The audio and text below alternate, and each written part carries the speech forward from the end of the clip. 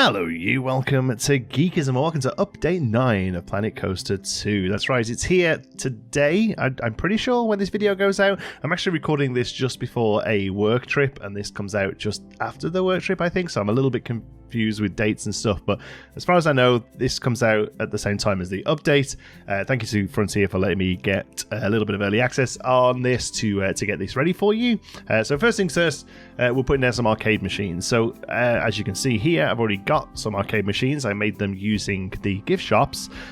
So here I'm going back into everywhere we have arcades, both in Fairview Lake and then just this arcade blueprint, and filling the place in with the real ones now, for want of a better term. I think these are really well implemented. I would have liked a couple more video game cabinets, but overall I think these are incredibly well implemented. The games are awesome. There's a lot of movement. The new animations really bring some life to the space. Yeah, overall I think this is a really, really great addition. But like I said, I kind of already did it, so I can't really build you an arcade today necessarily. And I don't think Meanderville is really the kind of place to have an arcade.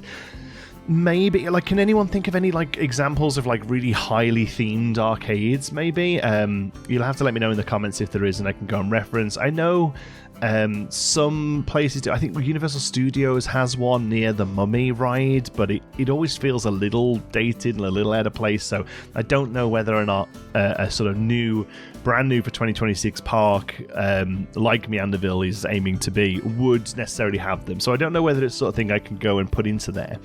Luckily, the thing I have built I think could work, and we'll show you those in a minute, because when gift shops came out, I built arcades out of them, and now arcades are here.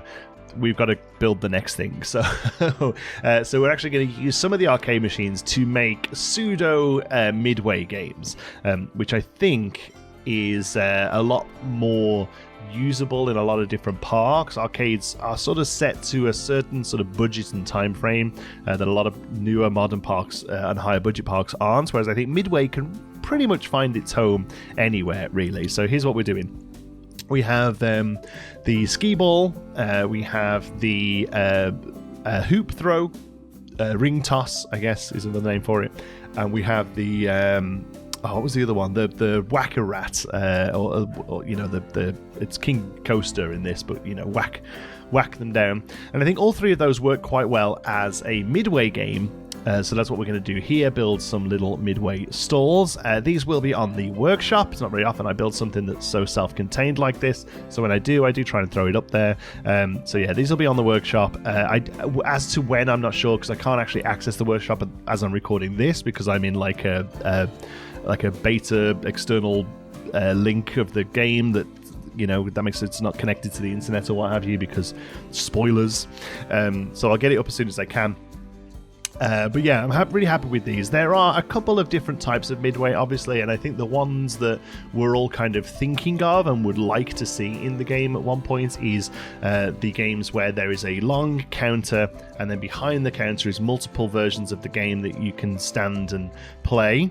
Think of like the water shooting guns, throwing darts at balloons, rings over bottles, balls into hoops, all that kind of stuff. There's usually a counter that sort of 5 or 6 people can stand along and have a go at, and then there's a staff member behind them that's taking the money and then also replacing hoops, giving out balls, all that, you know, that kind of just getting the game going, basically. So there are those, and that is the sort of thing that we would love to see. But then there are also some Midway games where the front of the game is just the game itself.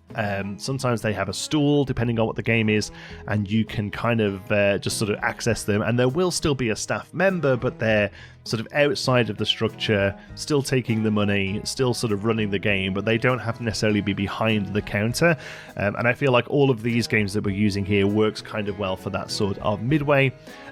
So that's what I'm trying to replicate here. The design is actually based off of the I can't remember the actual name of the area, but it was the dinosaur area at Animal Kingdom. It's now gone. It's becoming a Central American area within Kanto and stuff like that, but for a while it was called Dino Land USA, I believe, and it was a really sort of high concept dinosaurs / traveling fair, and I didn't hate it. I wasn't the biggest fan of the area. It was very divisive. A lot of people loved it. A lot of people really didn't like it. I was fairly on the fence about it. It was definitely one of those areas that I kind of skimmed through to ride the dinosaur ride and didn't really do much else there. But I was, I just felt like it wasn't for me, as opposed to just being really dead against it like some people were. I do think the new area that they're building now is probably going to be a much higher theme level and much more what we expect from theme parks these days. So that's exciting. Saying that, there were some lovely Midway buildings that this area had, and that's what I'm replicating here. But then also, I am kind of keeping Meanderville in mind. I'm not building this in Meanderville. One, just because it's nice to have a big open space when there's a new update to really mess around with the pieces, but also I actually have Meanderville as a collaboration park because there are a few people working in it, but also it's just a backup in case I ever lose the save.